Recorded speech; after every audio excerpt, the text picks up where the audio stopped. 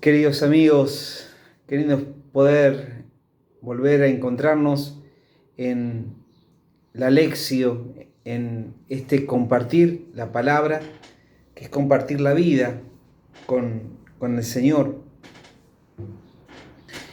Por eso te invito a pedirle al Señor, a ponerte en la presencia de Él para poder gustar de la palabra. En el nombre del Padre, y del Hijo, y del Espíritu Santo. Amén. Señor, enséñame tus caminos, instrúyeme en tus sendas, dame tus mismos sentimientos, tu modo de pensar y de vivir. Dame la libertad de que nada me importe, solo vos, Señor. Concédeme un corazón libre, un corazón despojado. Acompáñame a buscar siempre y en todo tan solo amarte y servirte. Gloria al Padre, al Hijo y al Espíritu Santo, como era en el principio, ahora y siempre, y por los siglos de los siglos. Amén. Este domingo 25 del tiempo ordinario, tiempo común del ciclo B, vamos a meditar el siguiente texto bíblico de Marcos, capítulo 9, versículos del 9 al 37. Marcos 9, versículos del 30 al 37. Una vez que leíste el texto, una vez que lo pudiste encarnar, qué lindo esto, ¿no? Hacerlo carne en tu corazón. Y este detalle tan hermoso, ¿no? El camino. En el camino Jesús le pregunta, ¿quién soy yo para ustedes? Y ahora en el camino el Señor le pregunta, ¿de qué hablan? En el camino. Este Dios que camina, este Dios que anda con sus discípulos, que está junto a los discípulos. Qué grande que es el amor de Dios, qué inmenso. Este Dios que se hace camino a la vez. Él dice, yo soy el camino, la verdad y la vida. Entonces, este Jesús que en la vida, en lo ordinario, en lo común, dialoga. Dialoga. No es un Dios del silencio, es el Dios del diálogo. El Dios del diálogo. Ahora, ¿qué dice el texto? ¿Quién es el más importante de todos? Los discípulos no se daban cuenta que seguir a Jesús, ¿sí?, implicaba identificarse con Él. ¿Se acuerdan que yo les decía, la traducción es exacta, ¿no?, del griego al castellano, ¿sí?, de discípulo? Los aprendedores, los que aprenden, los que van aprendiendo. Y, y, y aprender significa, ¿sí?, identificarse con lo que se enseña, ¿no? Para poder utilizarlo. Y así los discípulos les cuesta entender, ¿no?, que aprender del maestro significa identificarse con él, asumiendo el estilo de vida de Jesús, viviendo con sus actitudes, su manera de ser, su manera de actuar. Es decir, poder ir siendo, dejándose formar, conformar, ¿sí?, por Jesús el Señor.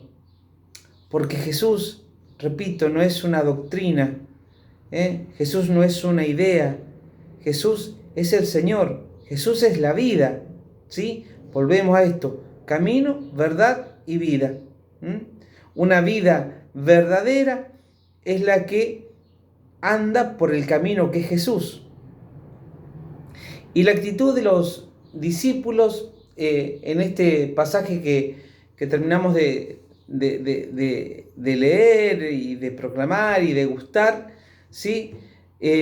Nos hace tomar conciencia de que eran tan iguales a nosotros, ¿no? Con sus debilidades, con sus carencias, también con sus virtudes y talentos, ¿no? Como lo tenemos nosotros, sus anhelos y sus búsquedas. Las ganas de sobresalir, ¿sí? Y de ser valorado. Nos pasa a todos, ¿no? Que se nos valore lo que hacemos. Y forma parte de nuestra realidad y es constitutivo de nuestro ser, ¿no? Ese deseo de ser valorado, de ser valorada. Por eso Jesús nos deja la novedad de su enseñanza, ¿sí? Que son el reflejo de su manera de ser y de actuar, ¿sí? Y nos remonta al mismo corazón de Dios. Quien quiera ser el primero, que sea el último de todos y el servidor de todos. Ahí está la clave para vivir una vida en plenitud. Esto también nos lleva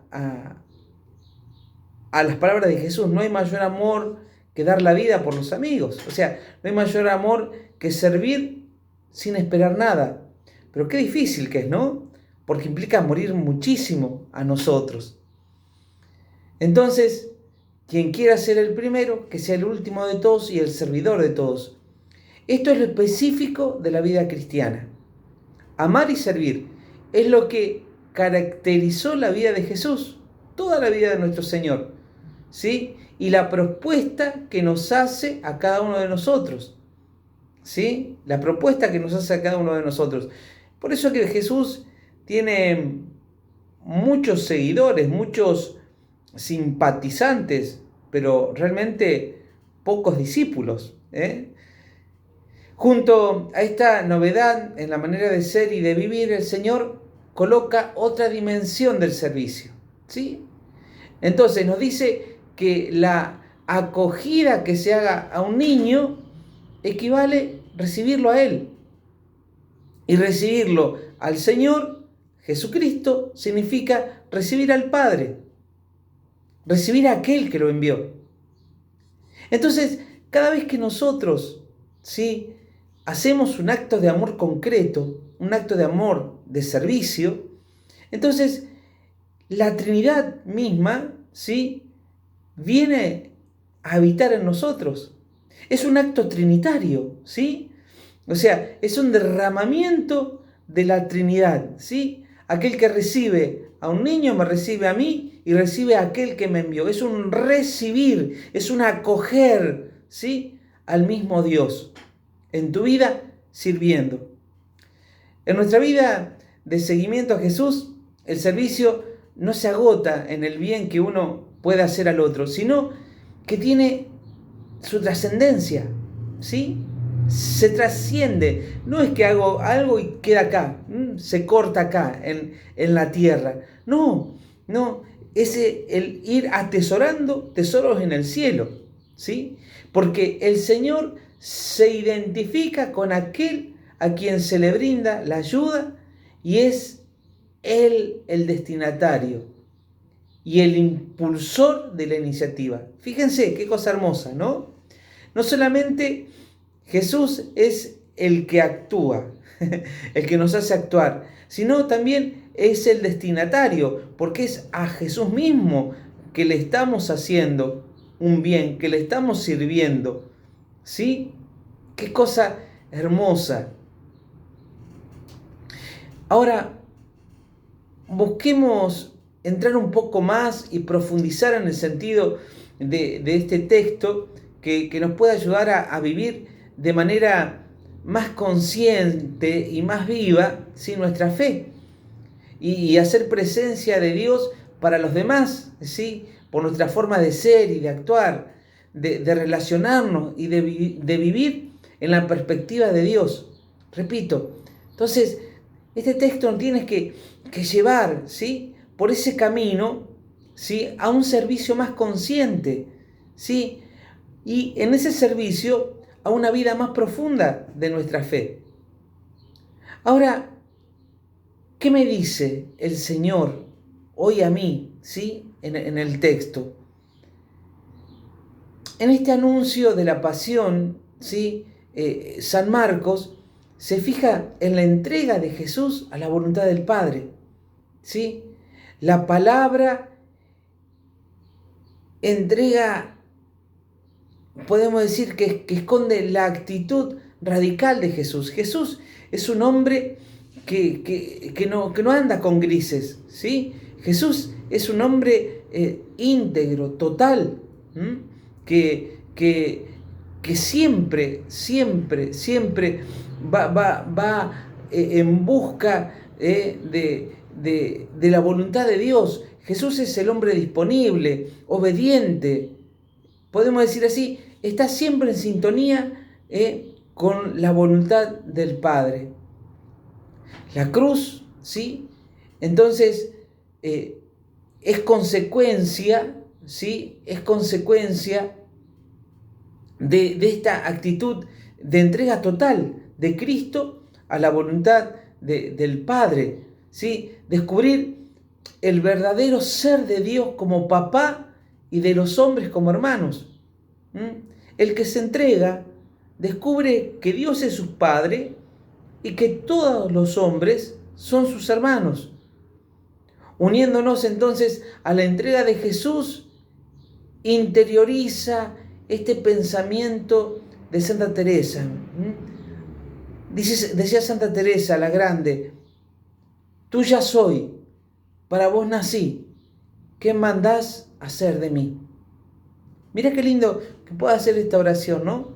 Tuya o tuyo soy, para eso nací, ¿qué mandás hacer de mí? ¿Sí? ¿Qué mandás hacer de mí? Hoy leía un cartel que decía: una buena decisión puede salvar tu vida. Aceptar a Cristo. Una buena decisión puede cambiar tu vida, ¿sí? Aceptar a Cristo salva tu vida. Entonces, ¿qué mandás hacer de mí, Señor? ¿Sí? Y cada uno quiere estar por encima de los demás. Es la ley del mundo, ¿no? Los pensamientos del mundo, como le decía Jesús a Pedro el domingo pasado. Estar por encima. Pero Jesús se sitúa en otra perspectiva, ¿sí? La de la cercanía a Él mismo. Los 12, ¿qué hacen? ¿Sí? Ambicionan un puesto elevado. Y el primer puesto en la comunidad lo ocupa el que se haga el último y el servidor. Es decir, ¿quién es el que ocupa el primer lugar? El que se identifica con Jesús. El último, ¿sí? Pero el primero en servir. El primero en servir. El mundo tiene una gran carencia, ¿no? Y es la carencia de la disponibilidad. La carencia de dejar de morir a uno mismo para entregarse al otro, ¿no? Todos buscamos nuestros derechos, todos decimos: yo también tengo mis derechos, ¿sí? Pero nos vamos olvidando en ese egoísmo del deber que tenemos como cristianos, de vivir como Cristo, de servir como Cristo. Por eso te dejas interpelar, ¿sí? Te dejas interpelar por Jesús, como los discípulos. ¿Cuáles son tus anhelos? ¿Qué proyectos tenés en tu vida? En este sentido de servicio a los demás. ¿Servís a los demás con una entrega generosa? Y esto te estoy diciendo no de servir en la comunidad, sino de empezar a servir en tu parroquia, en tu familia, ¿sí? Con tus vecinos, en la cercanía de todos los días. Aprender a servir sin esperar nada. Eso te da la libertad plena. Si no asumimos el amor por la humildad, el servicio desinteresado y la calidad en el trato con los demás, no podemos entender a Jesús.